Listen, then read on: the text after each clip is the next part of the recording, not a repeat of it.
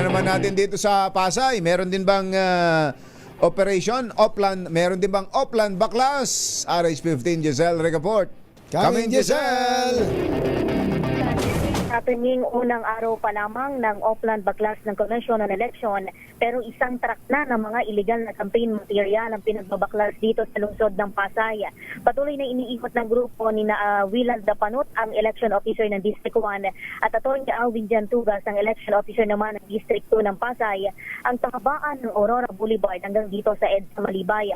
Sumambulat sa kanila yung isang katutak na illegal campaign poster sa mga pampublikong lugar kabilang sa mga poster ng kliyente, waiting shed at tulaya. Naglalakihan yung mga campaign poster na yan na binaklas ng mga tauhan ng COMELEC sa mga hindi naman designated common poster areas. Pinayuhan naman ni Atty. Tugas yung mga kandidato sa pagkasenador at party list group na sumunod sa mga patakaran ng poll body, lalo doon sa mga pagpapaskel o sa pagpapaskel ng kanilang campaign material sa mga itinakdang lugar. Pakinggan natin si Atty. Tugas. Tayo lamang po ay mag-post lang din tayo ng ating mga local propaganda ay pinalaga ng COMELEC, pamilya mo ilang common poster area at sa mga lugar, sa mga pampublikong lugar na hindi pinalaga bilang common poster area ay amin po itong tatanggal. Ayun. Sa Oplan Baklas yung mga tauhan ng Philippine National Police para magbigay ng seguridad, Metropolitan Manila Development Authority, DPWH, DENR at may mga observer din mula sa Parish Pastoral Council for Responsible Voting at National Citizens Movement for Free Election. Mauubos pala yung mga kandidato kapag ka talagang tinutuon ni Chairman. Yun, no? Tama. Lahat pala no? Simot na. Ang nakitira na lang dito halos ka, Jerry Katunay, yung mga tumatakbo sa lokal na posisyon. Oo, dahil pwede pa sila. Pwede pa silang lumabag sa batas. Pero dapat pagsanayan na ng pagsanayan na ng ating mga kandidato yan na wag maglalagay sa mga bawal na lugar. Ang pangit eh.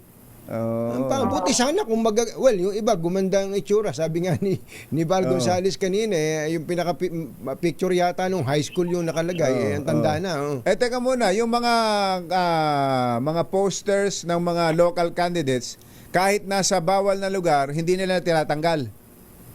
Wala pang tinatanggal Dapat lahatin na yan kasi kandidato o hindi bawal nga yan. Bawal nga di ba?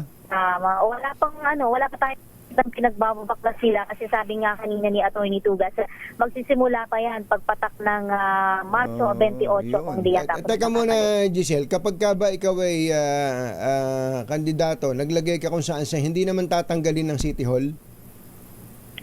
Sorry Alimbawa, kahit na kung ikaw ay kandidato, tapos ay naglagay ka dyan, kung local candidate tapos ay naglagay ka ng poster mo o streamer mo, hindi tatanggalin ng City Hall? O hindi na ba hihingi ng permiso sa City Hall?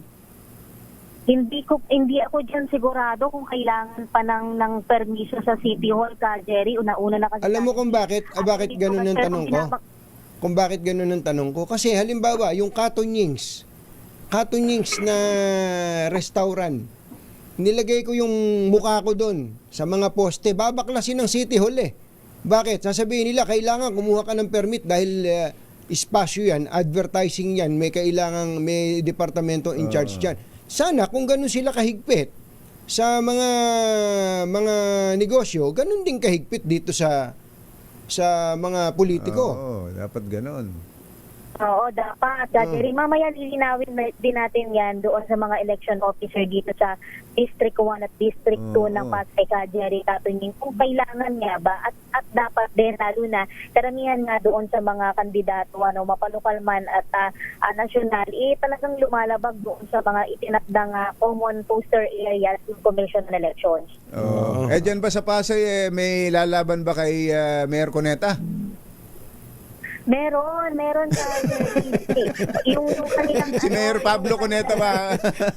Hindi, si Piwi Trinidad na. Oo nga pala. Ni Mayor. Paano? Yung kanyang konsehal ngayon, ang makakalaban niya ngayon sa ganon. Sinong konsehal? Oo. Si Manguera, si Wawi Manguera. Ayan. Wawi Manguera. Manguera. Nag-iisang pumasa sa nakalabanin ang mayora ng lungsod ng Pasay.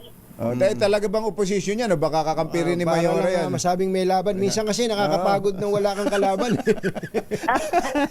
Baka sabi lang ni Mayor, ay, tumakbo ka nga para may kalaban naman ako. Mahirap ka na shadow boxing. Isa yan. Sa dalawa lang silang magkalaban, malalaan natin kung ang Mayora Amy pa rin ba ang mananalo sa darating na eleksyon o malaki yung laban nitong si Wawi Manguera, ang kasalukuyang konsehal dito sa lungsod ng Pasay. Okay. Thank you. Ito si Giselle Vicaport para sa DZRH, una sa Pilipinas, una sa Pilipino.